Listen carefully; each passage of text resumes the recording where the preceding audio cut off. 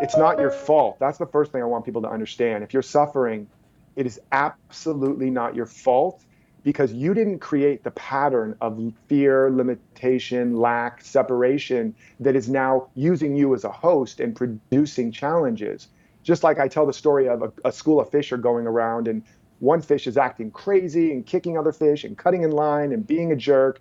And they're trying to reason with him or her. And eventually they're like, I'm out. And they leave the fish only to reveal the fish has been caught on a hook, Ah, right? So we've been hooked by these universal patterns of separation, limitation, there's not enough, I'm not enough, all of right, that. We didn't right. we didn't make those patterns, but we've been hooked by them. So it's not our fault. But once we realize that we've been hooked by a belief, that when we're afraid, that fear is actually pointing to a lie that we've been believing.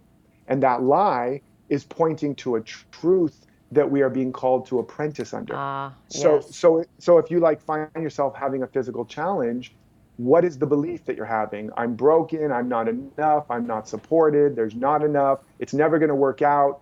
It's important to understand that that's not true. It may be your experience and your belief, but if you want to be responsible for your life, now you have to challenge those memes, those thought viruses, and begin to turn them around. So how do you do that? Because mostly those are unconscious beliefs where Right. maybe you can't pay your rent and you're living in a place of massive debt.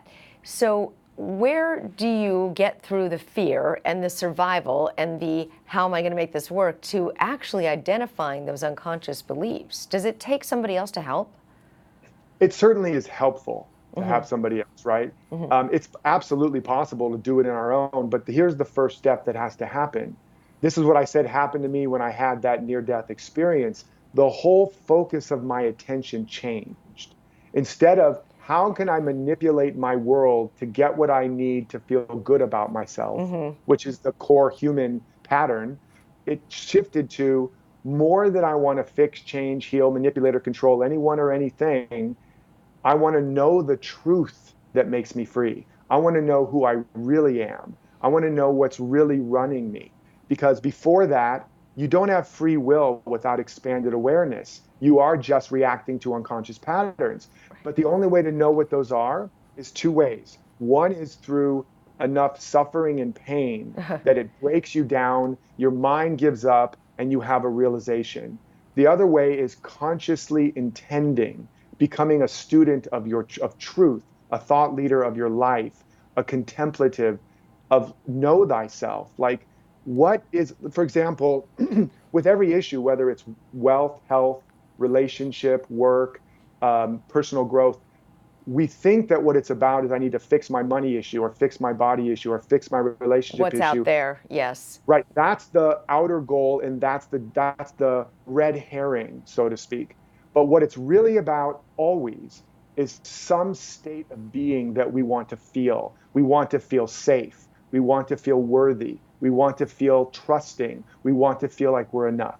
There's like five core patterns. And early on in our childhood, we get an experience that says, I'm not safe, I'm not enough, there's not enough, I'm not lovable, I'm not worthy.